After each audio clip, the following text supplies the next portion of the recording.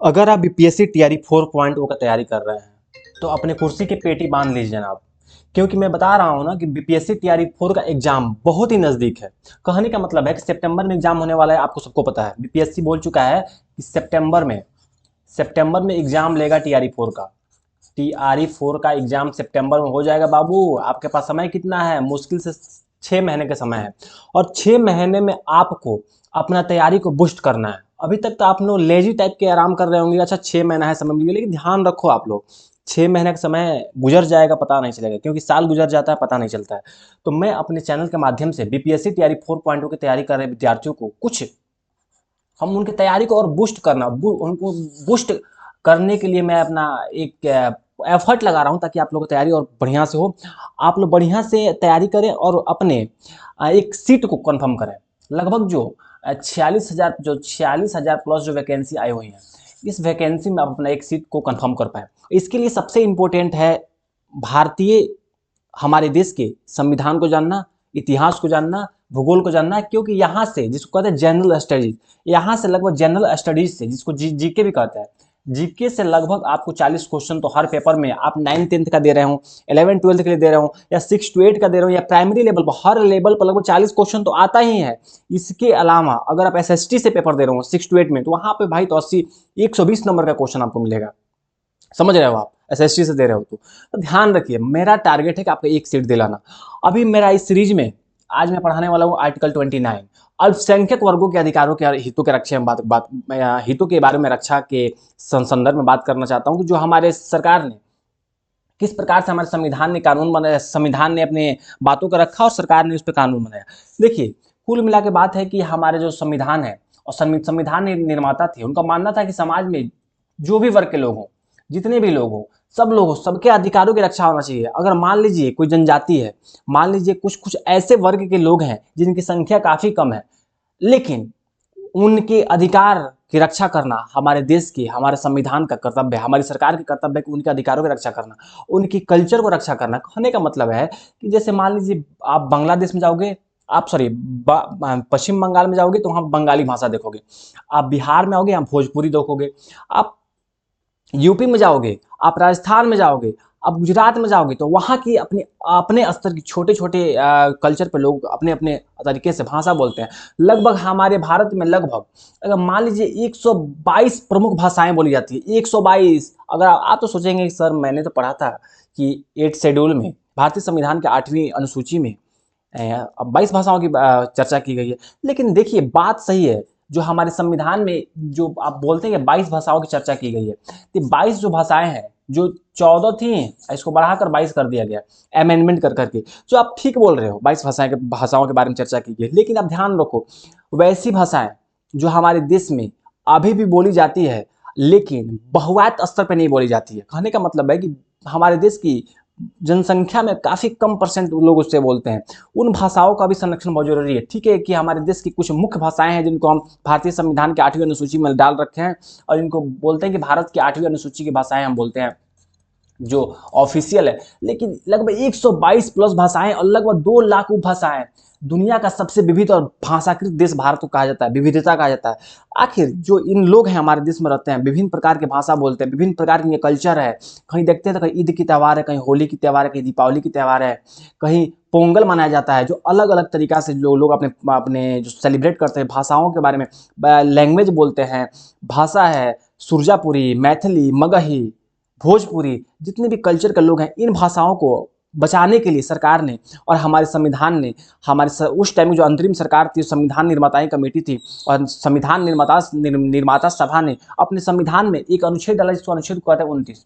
ये हमारे कल्चर को, हमारे संस्कृति को, हमारे विविधता को बचाने के लिए काम करता है। और अनुच्छेद 19 हर नागरिक की संस्कृति की पहचान की गारंटी देता है कि देखो भाई, तुम्हारी जनसंख्या ज्यादा हो या कम हो, लेकिन तुम्हारे अधिकार की रक्षा हम करेंगे। तुम्हारे अधिकार के खिलाफ कोई ऐसा काम नहीं हुआ जिसकी वजह से, अगर तुमको लगता है कि तुम्हारे अधिकार के खिलाफ कोई काम हो रहा है, तो उसको बचाने के लिए सरकार तुम पे काम करेगी। इसी के लेते हुए अनुच्छेद 29 का अनुच्छेद 29 का क्लॉज 1 डाला गया, क्लॉज 2 डाला गया। जो अनुच्छेद 29 का क्लॉज 1 कहने का मतलब है कि दो बात कहता है, एक वाला ये बात कह रहा है क्लॉज 1, एक ये बात कह रहा है। यहाँ देखिए जो क्लॉज 1 कहता है कि सांस्कृतिक अधिकार, कहने का मतलब कि भारत के राज्य क्षेत्र के निवासी नागरिकों के किसी भी अनुभाग को जिसकी अपनी एक विशेष लिपि है, एक संस्कृति है, एक विशेष भाषा है, उसे बचाए रखने का अधिकार है, उसे बनाए रखने का अधिकार है। हमारे संविधान निर्माताओं ने इसको फंडामेंटल राइट, मूल अधिकार में डाला, कहा कि आप लोगों को बचाने का अधिकार है, इनके अधिकारों की रक्षा करने का अधिकार है। अगर आपका कोई कानून अगर इनके अधिकारों को, इनके भाषा के खिलाफ आता है, इनके लिपि को संकुचित करता है, इनके संस्कृति के खिलाफ होता है, तो तुरंत जाएंगे आर्टिकल 32 के तहत जाएंगे सुप्रीम कोर्ट। यहाँ पे अधिकार के लिए बात करेंगे। आर्टिकल 32 हम पढ़ेंगे, हम पुष्प 5-6 जो रिट के बारे में पढ़ेंगे, समझेंगे कि आर्टिकल 32 क्या है और राज्य स्तर पे आर्टिकल 226 क्या है। सारी बातों को हम समझेंगे, लेकिन ध्यान दीजिए अभी हम आर्टिकल 29 पे है, धैर्य बना कर रखिए, हम आर्टिकल 32 भी पढ़ाएंगे आप लोग को, अच्छे से आप लोगों को समझाएंगे। तो यहाँ देखिए 29 के जो क्लॉज 1 ए वाला बात बोलता है भाषा, लिपि, संस्कृति। 3 बात ध्यान रखिएगा, भाषा, लिपि और संस्कृति। हमारे देश के जो भी लोग हैं, आदिवासी लोग हैं, जनजाति लोग हैं, ठीक है, जो भी जितने भी लोग हैं, उनकी अपनी भाषा है, एक अलग उनकी संस्कृति है, एक अलग उनकी लिपि है, सबको बचाने का अधिकार है, वो अपने भाषा के लिए अपने काम कर सकते हैं। लेकिन जो क्लॉज 2 कहता है, बोलता है कि ठीक है भाई, शैक्षणिक संस्थान, शैक्षणिक समानता की बात की गई।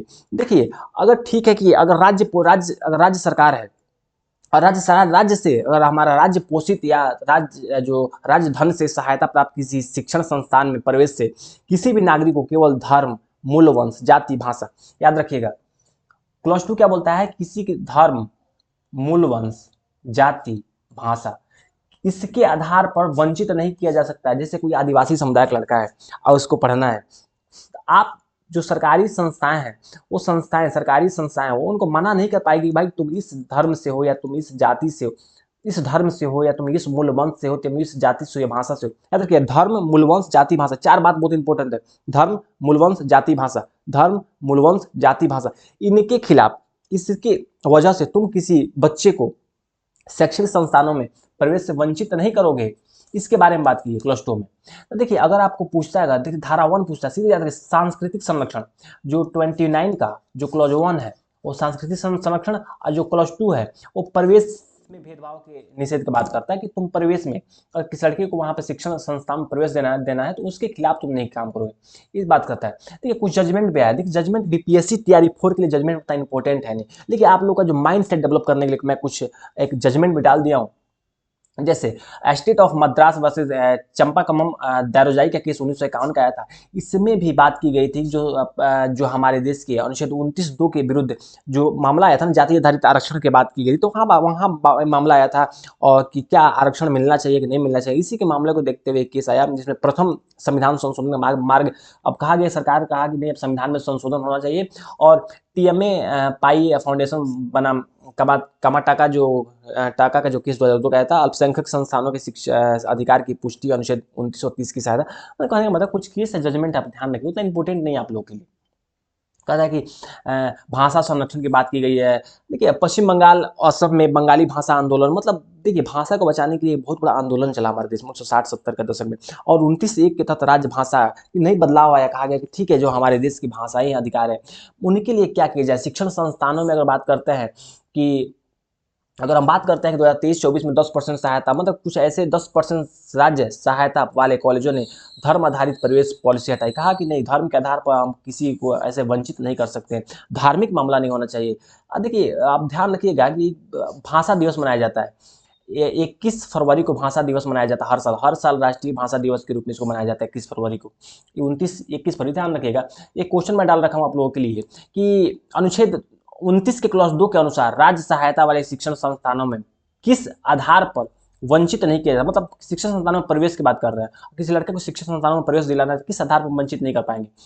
ऑप्शन में है ए धर्म, ऑप्शन में बी है आर्थिक सहायता, ऑप्शन सी है शारीरिक अक्षमता, ऑप्शन डी उपरोक्त सभी। देखिए ये वाला नहीं हो पाएगा, मैं अभी बताया हूँ 4 बातों को मैं बताया हूँ स्पष्ट रूप से, धर्म, मूल